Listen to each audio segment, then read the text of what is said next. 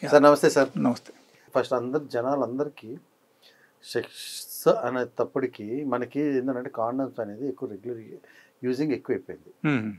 Condoms use చేసేటప్పుడు first okay before అంటే normal రెగ్యులర్గా వాడేవాళ్ళు ఫ్యామిలీ ప్లానింగ్కైనా కానీ దేనికైనా కానీ గవర్నమెంట్ అయినా డాక్టర్స్ అయినా ప్రిస్క్రైబ్ చేస్తూ ఉంటారు వాడండి అని. Okay, that's the best thing అయితే నాకు తెలిసి. కానీ అదర్ దెన్ చాలా వాటికి ఏంటి అని అంటే దీనివల్ల అంటే దాని మీద కెమికల్ ఒకటి ఉంటుంది, కెమికల్ పౌడర్స్ ఉంటాయి. సో ఇది రెగ్యులర్గా వాడే వాళ్ళు కొన్ని డేస్ అయిన తర్వాత స్క్రాచెస్ టైప్లో కానీ లేదు అని అంటే అలర్జీస్ అనేది ఫామ్ అవుతుంది చాలామంది. సో అది ఈ కాండమ్స్ వాడటం వల్ల అంటారా, లేకపోతే వాళ్ళు రెగ్యులర్గా సెక్షువాలిటీ దీని మీద ఉండటం వల్ల, లేకపోతే వేరే ఇంకేమైనా ప్రాబ్లమ్స్ ఉన్నాయి అంటారా ద్వారా వస్తుంది అంటారు మీరు? See, I'll tell you one thing. There are different types of problems comes in the penis. Okay. ఇది నార్మల్గా కొంతమంది కూడా వస్తూనే ఉంటాయి. There may be some sort of fungal infection may be there. Or maybe ఒకరికి సపోజ్ లేడీస్కి ఒకరికి white discharge అవుతుంది, మీరు అదే టైంలో మీరు కొలిచారు. ఓకే, ఈవెన్ దానివల్ల కూడా ఒకరికి ఫంగల్ ఇన్ఫెక్షన్ రావడం అవకాశం ఉంది. బట్ మీరు ఇప్పుడు చెప్పినది ఏంటంటే కండమ్ మనం యూజ్ చేస్తే ఈ టైప్ ప్రాబ్లమ్స్ రావడం అవకాశం ఉందా లేదా అని. Chemicals that also is harmful for the penis, but only thing is that like akkada entante if you think of managing the dates especially in the ladies, then even without condom also మీరు use చేస్తే కూడా మీకు నార్మల్గానే ఉంటుంది, బాగానే ఉంటుంది. లేకపోతే suppose you are going to a prostitute, లేకపోతే let us say you are going to a girl who is unknown to you, మీకు తెలియదు అన్నమాట, ఎలాంటి వాళ్ళ దగ్గరికి మీరు వెళ్ళారు, అప్పుడు ఏమవుతుంది అంటే మీరు ఖచ్చితంగా అప్పుడు కండమ్ యూజ్ చేయాల్సింది. యూజ్ చేస్తేనే దట్ ఈజ్ సేఫ్. ఇప్పుడు చిన్నగా స్కిన్ రాసెస్ వస్తుంది, లేకపోతే కొంచెం స్కిన్లో ఏమైనా అలర్జీ వస్తుంది అని మనము అది అవాయిడ్ చేసేసి మనం డైరెక్ట్ ఇంటర్ కోర్స్కు మనం వెళ్ళామనుకో, సో ఖచ్చితంగా అక్కడ ప్రాబ్లం రావడం అవకాశం ఉంది మనకు. Because you don't know that girl whether ఆమె మీతో ఎలా వచ్చి పడుకోవడానికి వచ్చింది, ఆ టైపు వేరే వాళ్ళతో పడుకోలేదని ఏం గ్యారంటీ ఉంది. And because of due to the multiple sexual partners వాళ్ళకు ఏమైనా ఇన్ఫెక్షన్స్ ఉంటే మీకు కూడా రావడం అవకాశం ఉంది. అక్కడ 100% వచ్చేస్తాయి మీకు. Most important thing is suppose she is having HIV, otherwise any sort of viral infection, ఆ వైరల్ ఇన్ఫెక్షన్ మీకు కూడా ఆటోమేటికలీ వచ్చేస్తుంది.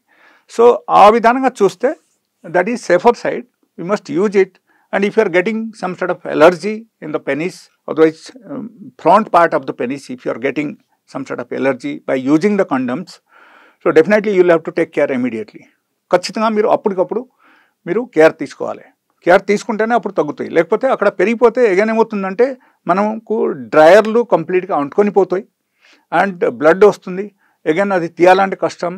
ఎగైన్ కొంచెం పెరిగిన తర్వాత యువర్ సర్వైవల్ విల్ బీ కష్టం. You cannot seat, you cannot walk, you cannot do anything. అక్కడ అంతా సిచ్యువేషన్కి వెళ్ళిపోతాయి అన్నమాట. అందుకని మనం ఏం చేయాలంటే డెఫినెట్గా we must take care immediately. That is number 1. The number 2, in case మీరు కండమ్ వేసుకున్న తర్వాత కూడా కండమ్ మధ్యలో కొంచెం ఇటు అవడం వల్ల, లేకపోతే different types of odd position వల్ల మనకు కండమ్ బ్రేక్ అయింది, లేకపోతే చినిగిపోయింది, అప్పుడు ఏమవుతుందంటే అప్పుడు కూడా ఆ టైప్ ఇన్ఫెక్షన్ మీకు రావడం అవకాశం ఉంది.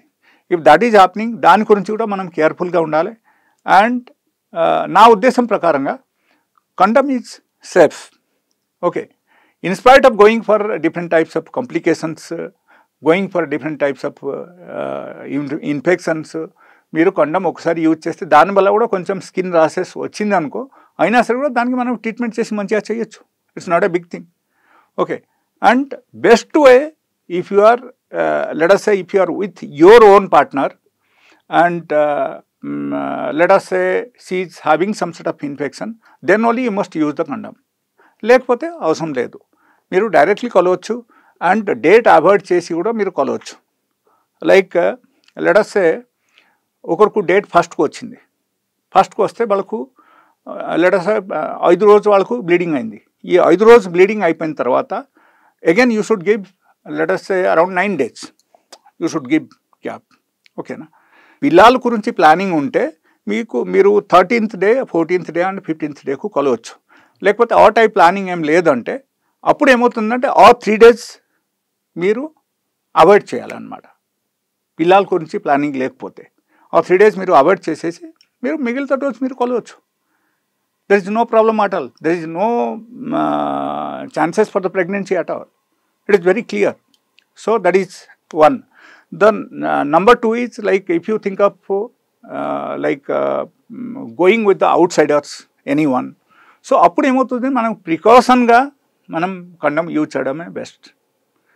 కొంచెం దానివల్ల కొంచెం మనకు కెమికల్ ఎఫెక్ట్ ఉన్నా సరే కూడా మనము అది మేనేజ్ చేయొచ్చు.